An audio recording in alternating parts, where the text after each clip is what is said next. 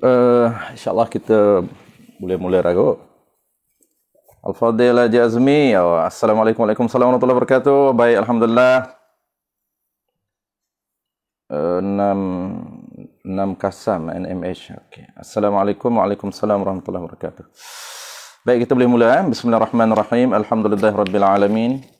Wassalatu wassalamu ala asyrafil anbiya'i wal mursalin wa ala alihi wa ashabihi ajma'in. Allahumma 'allimna ma jahilna wanfa'na bima 'allamtana waj'alna minal mukhlisin wa sallallahu ala sayyidina Muhammad wa ala alihi wa baraka wasallam walhamdulillahirabbil alamin. InsyaAllah tuan-tuan, seperti biasa hari ini, setiap hari Sabtu kita teruskan dengan aktiviti biasa kita, iaitu Kitab Paku Iman. Kitab Paku Iman, kita dah masuk tajuk baru, iaitu ciri yang ke-13, ciri yang terakhir hari ini insyaAllah, ciri ataupun sifat yang 13 daripada 13 sifat yang dirumuskan di dalam kitab kita ini, ataupun musannif, pengarang kitab kita, Tuan Guru Haji Cik Al-Qadahi. Dia hanya menyatakan 13 sifat yang asas sahaja dalam kitab kita ini untuk melepaskan level atau standard fardu ain. Qala al-musannif rahimahullah subhanahu wa ta'ala. InsyaAllah kita terus, ada ramai dah. Dan ke-13 daripada 13 sifat yang ada pada Allah Subhanahu wa taala, 13 daripada 13. Dan 13-nya daripada 13 ciri ataupun sifat yang ada pada Allah Subhanahu wa taala ialah kalamun. Kalam tu seperti biasa, nama bagi sifat yang berada pada diri Allah Subhanahu wa taala. Kalam tu merujuk kepada panggilan ataupun nama bagi sifat yang ada pada Allah Subhanahu wa taala. Baik, step yang pertama seperti biasa kita nak tengok dia punya rumusan hukum akal. Baik, kalam artinya wajib bagi Allah ada sifat kalam. Jadi wajib bagi Allah Subhanahu wa taala ada sifat yang bernama kalamun. Ini seperti biasa, dia akan mulakan dengan rumus hukum akal. Mana rumus hukum akal, iaitu wajib bagi. Wajib bagi dengan makna mesti ada bagi Allah Subhanahu wa taala. Wajib bagi, yakni wajib ada, mesti ada bagi Tuhan yang bernama Allah Ta'ala itu. Jadi Allah tu nama bagi Tuhan. Mesti ada bagi Tuhan. Tuhan mana? Tuhan yang bernama Allah Ta'ala itu. Apa yang mesti ada tu? Ada sifat yang bernama kalamun. Kalam tu nama bagi sifat yang ada pada Allah Subhanahu wa taala. Apabila kita sebut sifat, tuan-puan, kita dah clear, kita dah tahu perbezaan di antara ciri asas, iaitu di antara sifat ataupun ciri dan juga diri. Ini kita bincang tentang ciri. Kita bincang tentang sifat. Bukan diri. Cuma apabila kita sebut sifat, dia merujuk kepada ciri yang menupan diri ataupun ciri yang berada pada diri. Maka kita ini sedang membincang tentang ciri-ciri pengenalan. Ciri-ciri pengenalan yang berada pada Tuhan. Sebab tu bahasa simpelnya, tajuk yang kita sedang bincang, tuan-puan, kita sedang bincang ciri-ciri pengenalan tentang ataupun ciri-ciri pengenalan tentang ketuhanan. Sebab itu, apabila kita sedang membincangkan ciri pengenalan tentang ketuhanan, maka kita sedang membincangkan ataupun sedang mengenal apakah ciri-ciri yang kita nak tahu yang ada pada Allah Subhanahu wa taala. Hari ini ialah ciri yang terakhir yang ada pada diri Allah yang bernama kalamun, yang bernama perkata yang ada pada diri Allah Subhanahu wa taala. Baik, serta yang pertama rumus hukum akal. Kita nak masuk yang kedua, iaitu makna perkata yang kita nak faham. Kita nak faham makna, bukan kita nak faham nama dia sahaja. Adapun nama kita dah boleh sebut. Kita dah tahu sebut nama dia ialah perkata, nama ialah kalamun, maka kita nak faham apa yang disebut sebagai perkata itu. Apa yang kita makna, apa yang kita nak faham tentang di sebalik nama yang kita panggil kalamun. Apa yang kita nak faham tentang kalam? Apa yang kita nak faham tentang perkata yang ada pada diri Allah Ta'ala itu? Itu yang kita nak faham. Yang kedua.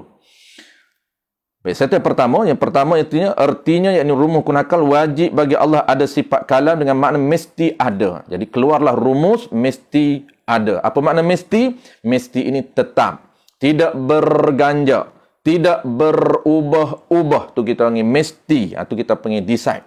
Kita pun setiap hari kita buat puluhan decision making.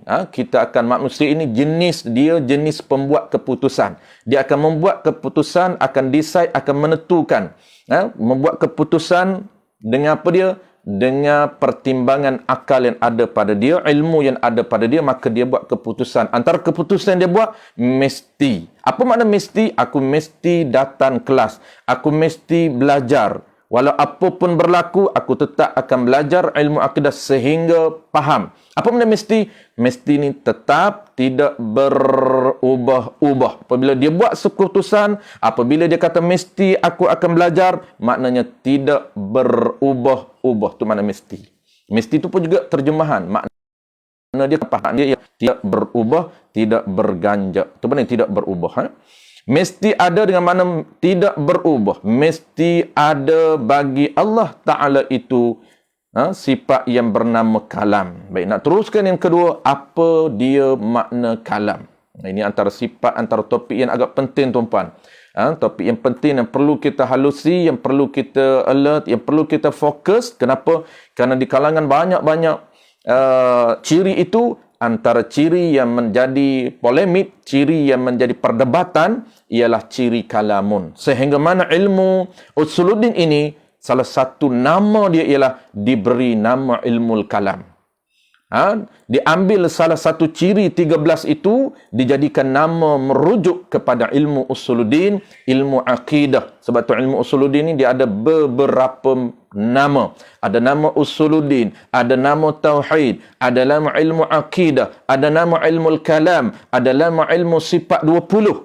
Itu nama merujuk kepada ilmu akidah. Kenapa ada di kalangan 5 nama itu diberi nama oleh ulama ilmu kalam? Diambil salah satu ciri yang ada pada Allah Subhanahu wa taala itu sehingga dijadikan kalam, sehingga dijadikan nama, iaitu nama dia ialah ilmu kalam.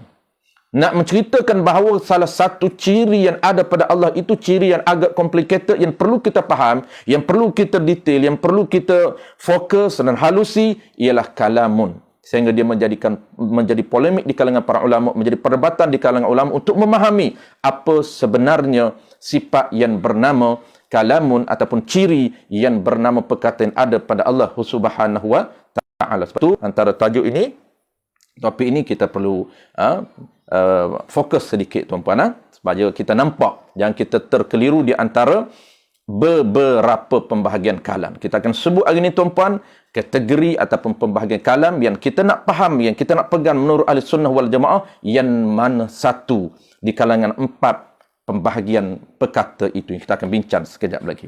Baik, terus yang kedua, tuan-puan, yang pertama dah settle rumus rukun akal, yang keduanya ialah kita nak tahu apa makna perkata. Apa makna perkata yang ada pada diri Allah Subhanahu wa taala. Dan insya-Allah kuliah akan datang, next kuliah, tuan-puan, kita akan bincang.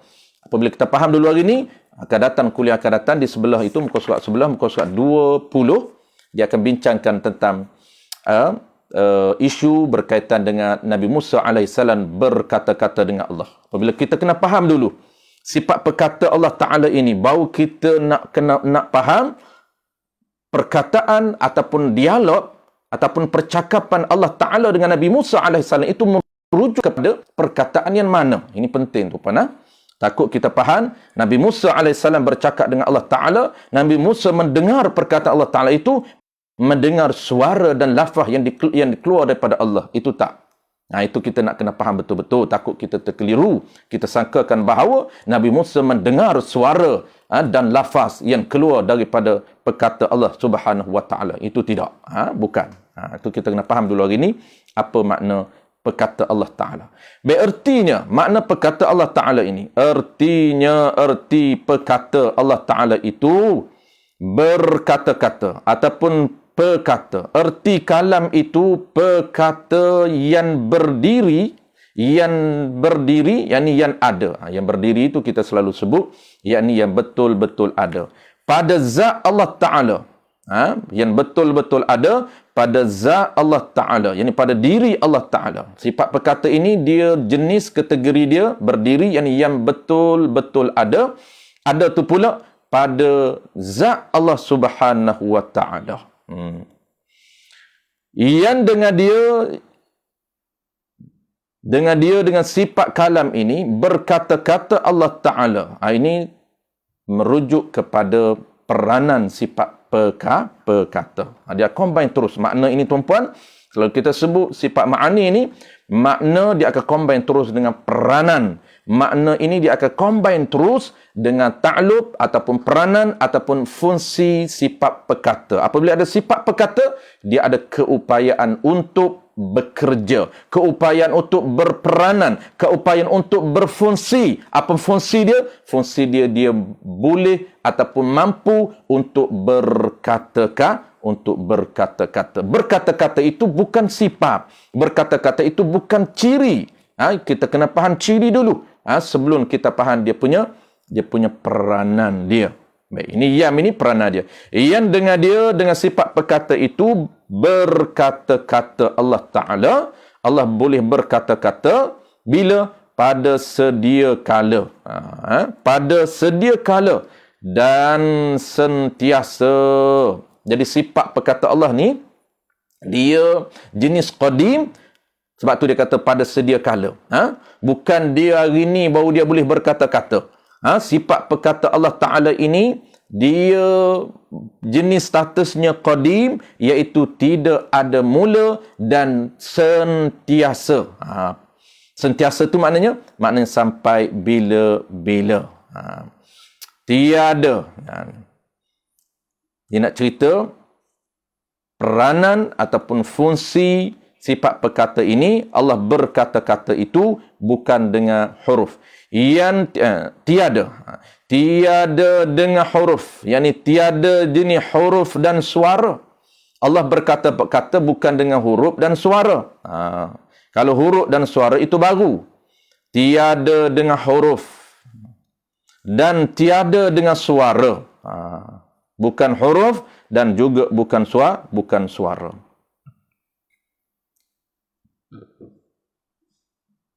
Tiada permulaan. Allah berkata-kata ini bukan ada mula dan bukan ada akhir. Dan tiada kesudahan. Tiada mula dan tiada kesudahan. Yakni bukan dimula berkata-kata tiap-tiap sesuatu perkataannya, kemudian diam. Itu bukan proses begitu. Ini nak cerita dulu, Allah Ta'ala ni tak berkata-kata Allah tak sama dengan berkata-kata makhluk. Sebab tu dia kata, Allah berkata-kata ini tidak ada kesudahan, tidak ada mula, tidak ada akhir. Tidak ada mula berkata-kata, kemudian diam. Dan tiada dahulu, kemudian berkata-kata itu. Dan tiada menyerupai dengan segala yang baharu sekali-kali. Berkata-kata Allah Ta'ala itu. Allah berkata-kata itu tidak ada persamaan dengan yang baharu sekali-kali. Itu mustahil. Perkara yang mustahil, iaitu Allah Ta'ala ini perkataan dia tak sama dengan perkataan yang baharu. Maka Allah Ta'ala berkata-kata pada sedia kala. Baik, maka itu dia nak jelaskan tentang bidang tugas perkata. Apa peranan dia ini? Dia ada peranan, dia ada fungsi. Dan apa fungsi dia? Apa dia punya peranan yang dia cover? Adakah 1, 2 dan 3? Dan kan dia ada tiga perkara selalu kita sebut. Perkara yang wajib bagi akal, perkara yang mustahil bagi akal, perkara yang harus bagi akal. 3 perkara itu sahaja yang diambil kira di dalam bidang tugas setiap jemaah yang ada pada Allah Subhanahu wa Ta'ala. Adakah bidang tugas perkata ini dia cover 3 ataupun dia cover 1 sahaja? Ini dia nak cerita. Baik, sebelum tu tuan-puan, kita clearkan dulu yang pertama makna. Dan yang kedua, sebelum kita nak cerita peranan, kita kena cerita dulu pembahagian perkata. Baru kita clear betul-betul. Barulah kita nak kena bincang peranan ataupun bidan tugas perkata. Baik, kita nak clearkan dulu tuan-puan. Yang pertama, makna sifat makna sifat perkata. Jadi makna sifat perkata ini yang dia sebut di awal tadi, kita akan ulang sekali lagi untuk buat rumusan makna ini. Baik, sebelum kita nak buat yang kedua pembahagian. Ingat tuan-puan, struktur topik yang kita nak bincang ini, subtopik kita nak bincang ini, pertamanya ialah makna sifat perkata yang kita nak pegang, yang kita nak faham. Yang keduanya kita nak kena clearkan pembahagian sifat perkata. Kita takut keliru yang mana sebenarnya sifat perkata yang ada pada Allah. Itu kena clearkan bahagian sifat perkata. Kerana dia ada beberapa sifat perkata yang boleh mengelirukan kita sekiranya kita tak betul-betul faham makna sifat perkata itu merujuk kepada yang mana. Sebab tu saya nak jelaskan pada tuan-puan yang topik yang kedua pagi ini, kita kena jelaskan bahagian sifat perkata. Kalau yang lain mudah tuan, sama tak perlu ada pembahagian, basar tak perlu ada pembahagian. Pendengar Allah, penglihat Allah, itu lebih mudah daripada perkata. Lebih mudah daripada perkata Allah Subhanahu wa ta'ala. Tapi perkata ini kena clear. Kenapa? Kerana dia ada beberapa pembahagian yang boleh mengelirukan yang mana satu sebenarnya sifat perkata Allah. Kalau kita tidak ada pembahagian. Dan subtopik yang ketiga tuan-puan, kita nak kena jelaskan peranan, ini mudah saja, iaitu peranan perkata Allah. Bidang tugas perkata Allah dia cover yang mana? Dia cover semua tiga bidang ataupun satu ataupun dua. Itu kita nak bincang hari ini hanyalah dua saja tuan-puan. Kalau kita cukup masa kita sebut dua, kalau cukup masa kita akan sebut ketiga-tiga, iaitu subtopik yang ketiga itu pembahagian. Subtopik ketiga itu peranan. Dia simple saja peranan. Baik, yang lebih yang agak perlukan masanya ialah pembahagian sifat. Pembahagian perkata Allah Subhanahu wa ta'ala. Baik, pertama dulu tuan-puan, kita nak kena faham dulu yang pertama, subtopik yang pertama, kita nak kena faham apa makna sifat perkata. Yang kita nak pegang dalam hati kita. Kalau kita sebut pendengar, kita tahu apa makna pendengar. Kita sebut penglihat, kita tahu apa makna penglihat. Sama' dan basar itu. Dan kita dah tahu peranan dia. Kita dah tahu bidang tugas yang di-cover oleh penglihat. Bidang tugas yang di-cover oleh pendengar. Kita semuanya kita tahu. Begitu juga hari ini tuan-puan, kita nak tahu apa yang dikatakan sifat perkata. Sifat perkata ini, kita ulang sekali lagi tuan-puan, sifat perkata ialah satu sifat yang jenis wujudi, yang jenis betul-betul ada. Atau wujudi itu, yang jenis wujudi, yang betul-betul ada pada diri Allah Subhanahu wa ta'ala. Sama juga dengan yang lain. Sifat perkata Allah Ta'ala ini, satu sifat yang jenis ada ataupun yang jenis betul-betul ada pada diri Allah Subhanahu wa ta'ala. Pada diri Allah Subhanahu wa ta'ala. Tahu kita panggil apa tuan-puan, mudah kita faham? Kita panggil sifat perkata ini keupayaan. Keupayaan tu dipanggil sifat bahasa moden kita boleh sebut. Sifat ini, ciri yang ada pada Allah Ta'ala ini, satu ciri yang bernama perkata ini yang betul-betul ada pada diri Allah Subhanahu wa ta'ala. Dan dia ini, jenis ciri ini, dia ada keupayaan, kemampuan untuk berperanan ataupun untuk berkata-kata. Itu dah masuk peranan dia. Dah masuk peranan dia. Baik, itu saja, mudah saja. Dia lebih kurang sama dengan sifat ma'ani lain. Semua sifat ma'ani mudah berkudrah sampai kalam ta'rif dia, makna dia sama. Sifatun wujudiyatun qa'imatun bizatihi ta'ala. Di belakang itu barulah membezakan peranan itu, fungsi itu membezakan di antara sifat ma'ani.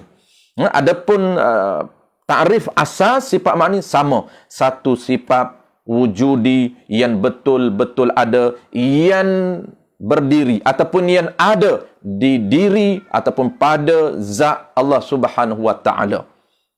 Sama juga dengan kalam.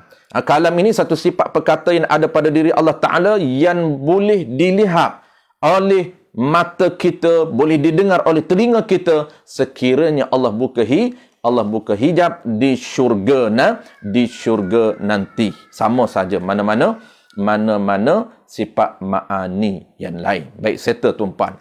Jadi kita faham sifat perkata ini dia jenis ada, dia berada di mana, dia melekap ataupun berdiri ataupun ada di diri Allah Subhanahu wa taala. Dia status dia maujud. Baik, kita nak tengok pula tuan-puan, kita nak tengok muka surat berapa? Muka surat 19. Perenggan di bawah sekali. Perenggan di bawah muka surat 19. Kita nak tengok pula tuan pembahagian. Kita nak tengok pembahagian. Kita tak tengok lagi berkata-kata tu, biar dulu. Sebab kita dah faham dulu yang kata kalam ini, yang kata sifat perkata ini. Sifat perkata ni apa dia? Sifat perkata ini satu sifat yang jenis wujudi. Yang jenis betul-betul ada pada zat Allah Subhanahu wa taala, dan dia ini ada keupayaan. Sifat ini ada keupayaan, kemampuan untuk berkata-kata pada sedia kala lagi. Jadi itu keupayaan untuk berkata-kata itu pada sedia kala lagi. Dan kita nak akan datang, kita topik ketiga, kita nak tengok peranan dia. Kita nak tengok berkata-kata. Itu peranan. Dia ada sifat perkata, dia keupayaan untuk berkata-kata walaupun dia tak berkata-kata. Tapi dia ada tak sifat? Ada. Walaupun dia tak berkata-kata. Itu dia panggil ciri. Macam kita tuan-puan, walaupun kita tak bercakap, kita diam, tak bercakap apa pun. Boleh tak kita panggil bisu? Tak boleh. Kenapa? Kerana kita ada ciri. Kita ada sifat perkata yang boleh berkata-kata walaupun kita diam. Sebelum kita dengar suara dia, sebelum kita dengar perkataan dia, maka kita dah faham bahawa si fulan ini, bahawa dia ini ada sifat perkata, boleh berkata, sama ada fasih ataupun tidak, lain kira. Yang penting kita faham dia ini ada sifat perkata. Dengan ada sifat perkata itu, dia ada keupayaan untuk berkata-kata walaupun dia tak berkata-kata. Apa yang kita nak jelaskan tuan-puan? Konsep yang pertama, kita kena faham dulu ciri walaupun kita tak nampak lagi perkataan dia. Walaupun kita tak dengar lagi perkataan kawan kita, tapi kita faham kawan kita ada sifat perkata. Dia boleh bercakap. Dia ada suara. Dia ada suara yang mengandungi huruf. Kenapa? Kerana dia ada sifat perkata pada diri dia. Maka itulah benda yang kita nak faham dulu. Kenapa? Kita nak faham ciri, bukan kita nak faham samarah dulu. Bukan kita nak faham hasil daripada sifat perkata, keluarlah hasil. Maka hasil itu kita panggil peranan sifat perkata. Perkataan yang keluar daripada mulut dia itu dia panggil samarah, ataupun dia panggil kesan, ataupun dia panggil rizab daripada ciri perkata yang ada pada diri dia, menyebabkan dia boleh berkata-kata.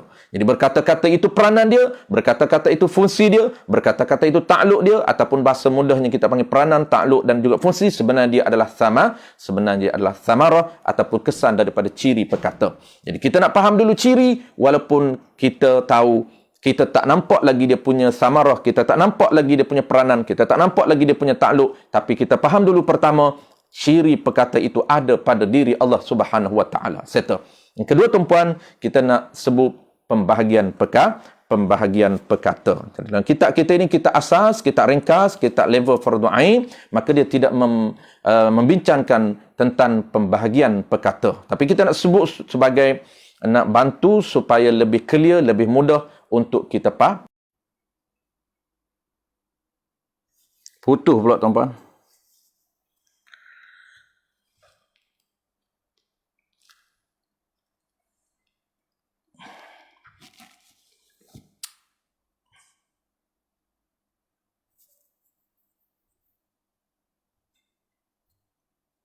Baik, kita sambung. Problem putus. Biasa jarang problem lain. Saya ingat telefon kot. Terputus. Telefon ni kot.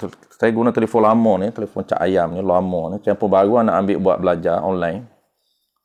Saya ingat problem telefon lah. Sebab lain okey kata. Unify okey. Jarang Unify terputus-putus.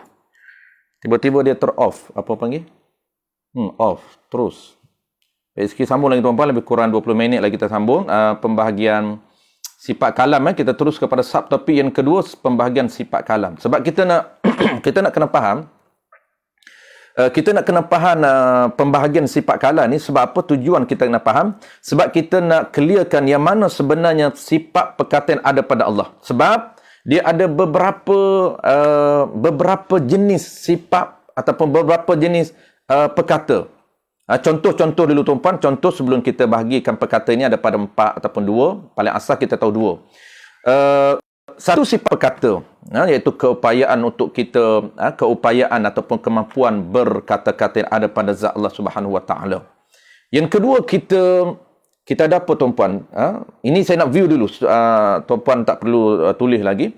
Just kita nak view dulu. Kenapa kita nak kena tahu pembahagian sifat perkata? Sebab tujuan dia, kita nak tahu, kita nak confirm yang mana sifat perkata merujuk kepada perkataan ada pada diri Allah. Supaya kita tak terkeliru. Pegangan kita, pahaman kita tak terkeliru, tak tersilap pegang. Sebab dia ada beberapa jenis perkata yang perlu kita faham. Ada perkata yang kita belajar tadi, keupayaan, kemampuan berkata-kata yang ada pada diri Allah. Itu satu yang kita belajar tadi. Ada pula jenis tuan-puan, ada pula jenis perkataan yang ada bukan jenis perkata, tetapi ada perkataan yang ada suara, yang ada huruf, yang ada suara yang boleh didengar dan mengandungi huruf yang boleh dieja. Itu juga dipanggil perkata ataupun kita panggil perkataan. Juga termasuk dalam kategori pembahagian perkata. Dan ada juga kita panggil penyusunan idea. Sebelum kita bercakap, kita sedang menyusun idea. Penyusunan idea itu, kita sedang menyusun idea sebelum kita bercakap. Juga termasuk di dalam kategori perkata. Termasuk di dalam kategori perkata. Dan ada juga perkataan hati yang dipanggil hadisun nafsi. Perkataan hati juga termasuk di dalam kategori perkata. Walaupun tidak ada suara. Kita bercakap dalam hati, kita duduk bercakap. Kita duduk geram pada seseorang ataupun kita geram pada kawan ni. Hati kita bercakap. Hati kita bercakap. Suaranya tidak ada. Suara tidak ada. Huruf tidak ada. Tetapi termasuk juga dipanggil perkataan. Tapi perkataan hati.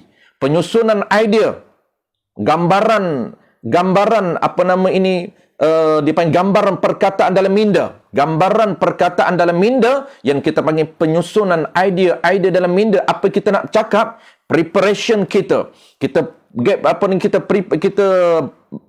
prepare dulu sebelum kita nak melontarkan, sebelum kita nak bersuara, maka kita nak menyusun idea, juga dipanggil perkataan. Baik yang mana satu merujuk kepada perkataan, merujuk kepada sifat perkataan ada pada Allah Subhanahu Wa Taala. Baik, itulah yang kita nak bincang hari ini tuan-puan. Yang kita nak bincang iaitu pembahagian sifat perkata. Kita nak sebut secara asas 4. Tetapi paling penting kita faham 2 tuan-puan. Paling penting kita faham baik 2. Yang pertama apa dia tuan-puan? Yang pertama nama dia ialah kalamun nafsi. Yang pertama kalamun ismi ataupun kalamun nafsi. Nama ini kalau tuan-puan boleh ingat lagi bagus, tak boleh ingat pun tak apa, faham sahaja. Sebab pembahagian ni dia ada nama, dia ada kalamul ismi ataupun kalamun nafsi, ada kalamun nafsani, ada kalam masdari dan ada kalam lafzi. Ada kalam lafzi iaitu nama merujuk kepada jenis ataupun kategori perkata yang termasuk di dalam pembahagian perkata. Tetapi kita ingat, perkata yang kita nak pegang ni, kita nak faham apabila sebut perkata Allah, dia merujuk kepada yang pertama. Apa dia pertama tuan-tuan? Pembahagian pertama ialah dipanggil kalamun nafsi ataupun kalamu ismi, nama dia. Saya ulang sekali lagi tuan-tuan, nama ialah kalamu ismi ataupun nama lain ialah kalamu nafsi.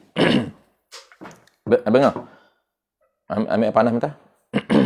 Baik, kalamun nafsi ataupun kalamu ismi. Apa dia kalamu nafsi ni tuan-puan ataupun kalamu ismi ni nama? Dia merujuk kepada apa? Dia merujuk kepada keupayaan ataupun kemampuan Ini yang panggil sifat perkata. Keupayaan ataupun kemampuan berkata-kata yang ada pada diri Allah Subhanahu Wa Taala. Inilah yang merujuk kepada sifat perkata yang ada pada Allah. Sebab tu kita nak faham betul-betul, kerana ini yang kita nak pegang, ini yang kita nak faham.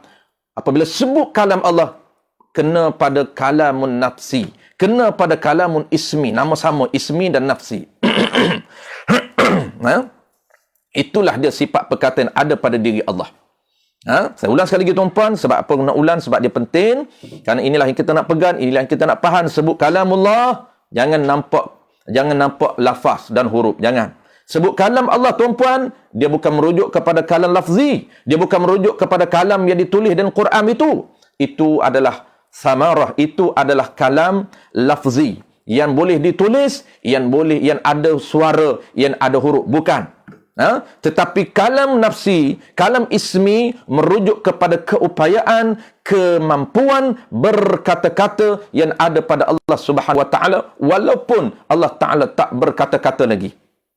Walaupun Allah Taala tak berkata-kata, tapi dia ada keupayaan, dia ada kemampuan berkata-kata pada diri Allah ataupun pada zat Allah Subhanahu Wa Taala. Baik, saya tuan-tuan, itulah dia kalam nafsi, kalam ismi yang menjadi topik perbincangan kita hari ini, yang menjadi murad, yang menjadi target kepada topik kita. Kalau sebut kalam Allah, sebut ciri Allah yang bernama kalam, bermaksud tuan-puan kalam nafsi ataupun kalam ismi, keupayaan, kemampuan berkata-kata yang ada pada diri Allah Subhanahu Wa Taala, walaupun kita tak nampak lagi peranan, tak nampak lagi takluk, tak nampak lagi function dia, bidang tugas dia kita tak nampak, tapi kita faham Allah itu ada ciri yang bernama perkata. Apa dia perkata? Perkata ini merujuk kepada ismi, merujuk kepada kalam nafsi, keupayaan, kemampuan berkata-kata yang ada pada diri Allah Subhanahu Wa Taala. Baik, settle tuan-puan. Yang kedua, kalam kedua ini tambahan supaya kita dah tak keliru. Sebab kita tahu ini kalam bukan merujuk kepada kalam Allah, tapi kita kena tahu juga sebagai panduan kita, sebagai asas untuk lebih confirm. Baik, saya minai sekejap tuan-puan, sorry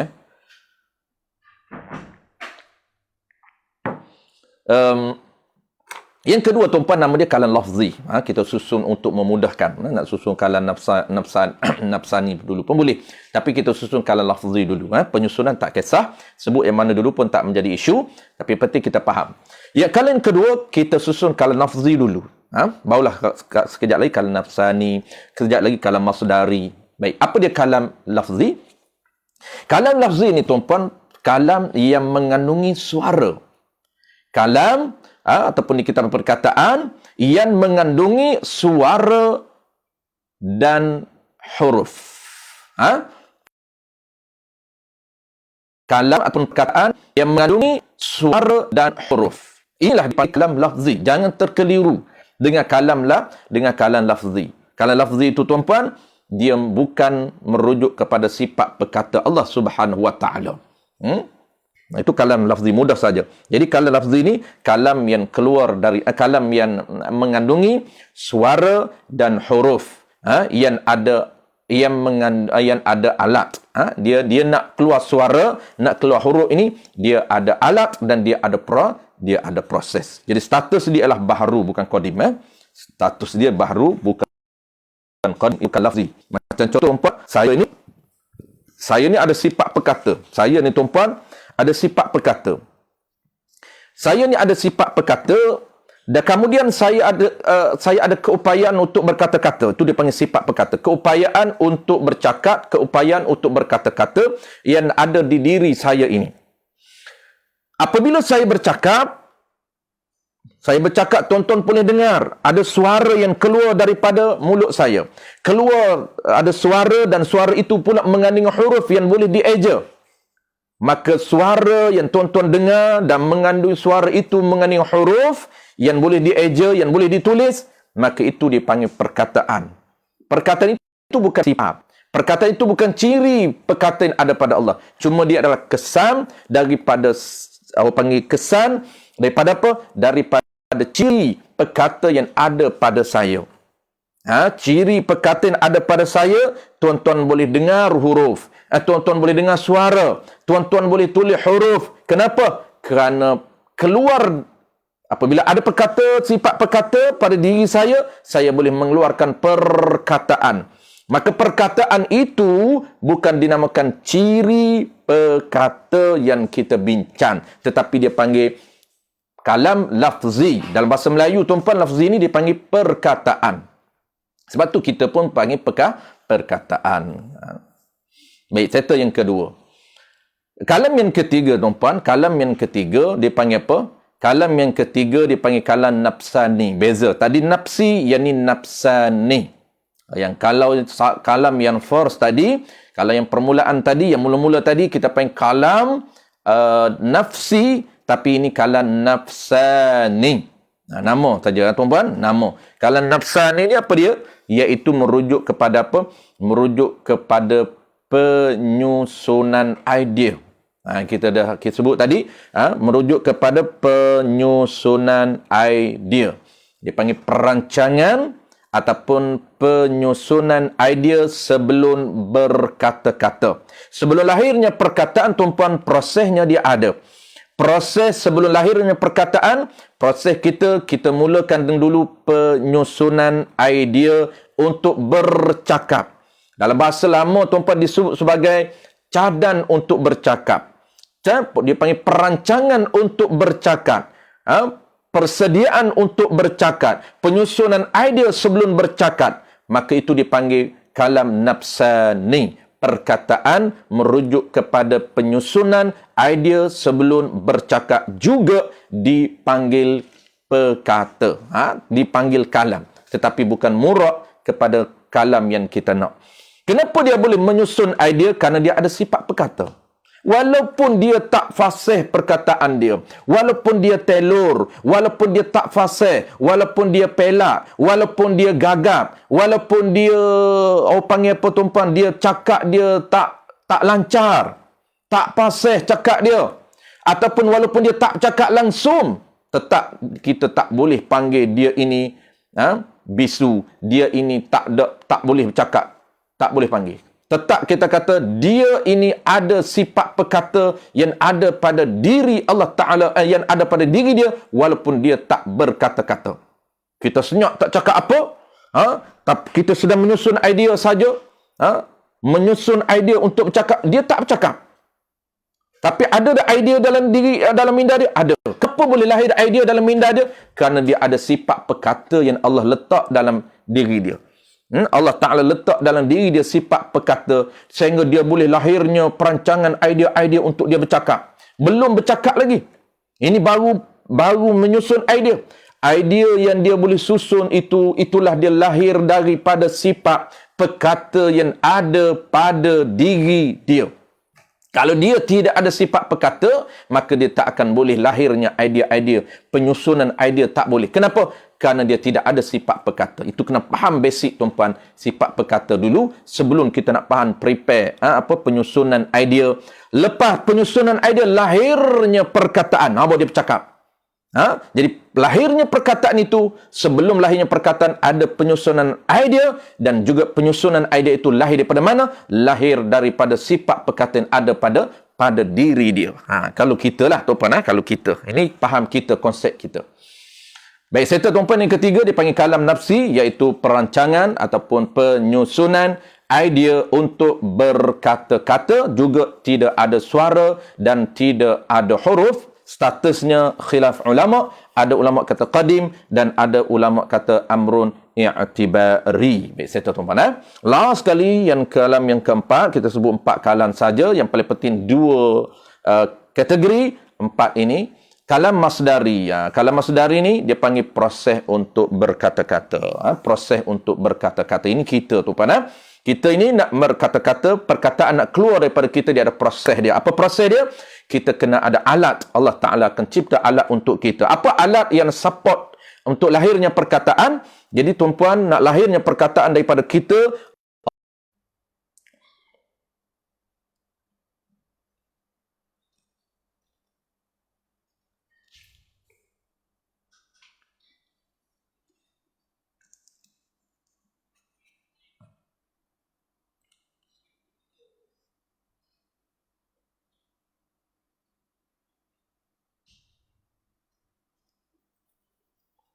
Putus lagi lah. Oh, kacau hari ni. Cak ayam sungguh lah handset ni. Dah berapa kali dah? 3 kali dah putus. Sian tuan-puan. Baiklah, last dah hari ni. Last lah. Okey, kita akan sambung bulan depan tuan-puan. Kita sambung minggu depan. Kita sambung minggu depan. Kerana problem lah dia punya ni. Saya rasa dia dah expired dah. Dia suruh beli lain dah. Dia pun dah tak boleh nak berkhidmat dah. Biasanya okey. Biasa guna okey. Tak apa-apa yang tu okey. Dia bukan line ni. Dia handset saya rasa line okey je. Tempat tengok full, line full. Okey tuan-puan, settle dia punya pembahagian. Kita bincang hari ni 2 saja. Pertama makna sifat perkata. Yang kedua pembahagian perkata. Dan insyaAllah peranan itu saya akan ulang minggu depan. Maka tu kita akan ulang minggu depan. Kita berhenti tadi pukul 19. Di bawah sekali saya akan ulang balik minggu depan. Maka Allah Ta'ala berkata-kata pada sedia kala itu kita nak bincang tentang peranan ataupun dia panggil bidang tugas ataupun job dia. Allah Ta'ala ini perkata ini kita nak kenal apa bidang tugas perkata yang Allah cover. Yang sifat perkata itu cover dalam 3 perkara itu. InsyaAllah kita akan bincang minggu depan. Baik, hari ini kita bincang 2 tuan-tuan. Hari ini kita bincang 2 subtopik saja hari ini. Pertamanya ialah makna perkata. Yang keduanya kita bincang apa dia tadi? Pembahagian sifat perkata.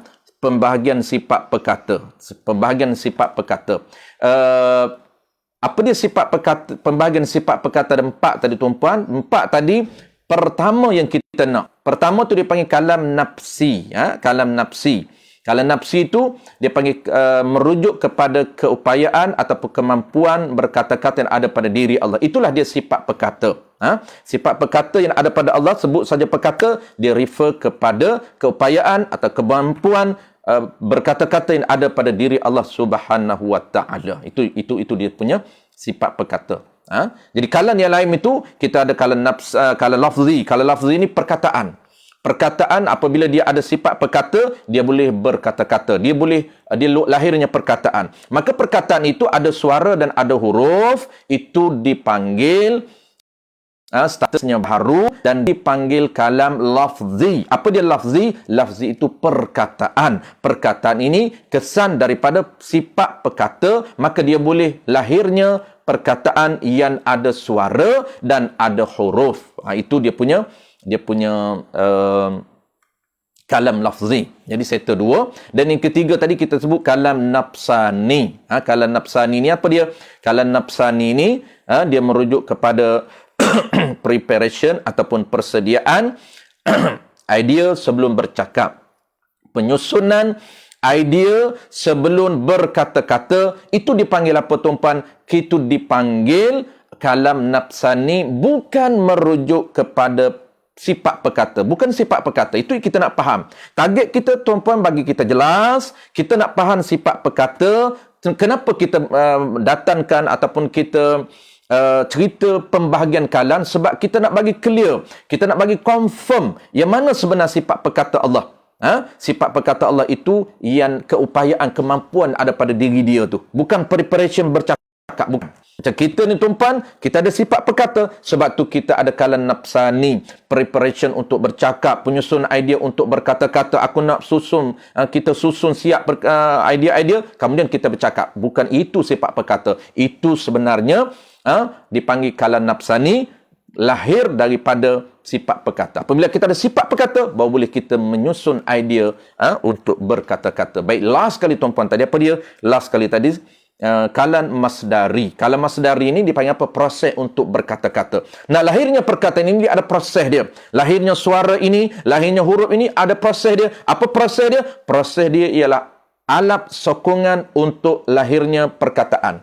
Allah sediakan alat sokongan kepada kita. Allah jadikan peti suara dan Allah cipta lidah dengan saraf lidah dan sebagainya.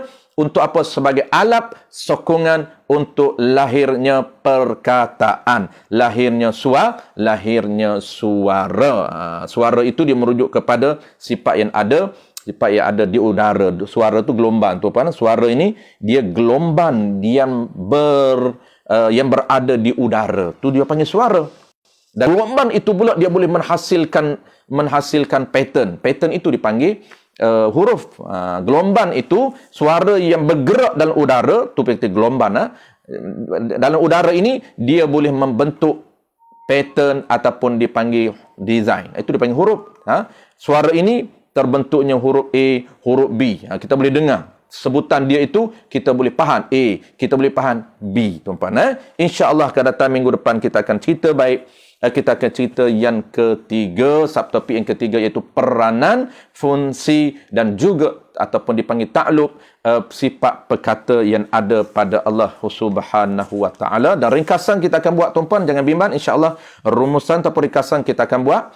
Yang maksud dia kalam ahli sunnah wal jamaah ni yang mana satu. Apabila sebut kalam, ahli sunnah sebut kalam ini, dia merujuk kepada kalam nafsi. Dia merujuk kepada kalam nafsi, iaitu keupayaan, kemampuan berkata-kata yang ada pada diri Allah Subhanahu wa taala. Tapi kita tu kalau sebut kalam, secara umumnya sebut kalam ini dia merujuk kepada suara dan merujuk kepada huruf. Secara umum kalau sebut kalam dia merujuk kepada kalam lafzi, perkataan yang ada suara, ada huruf.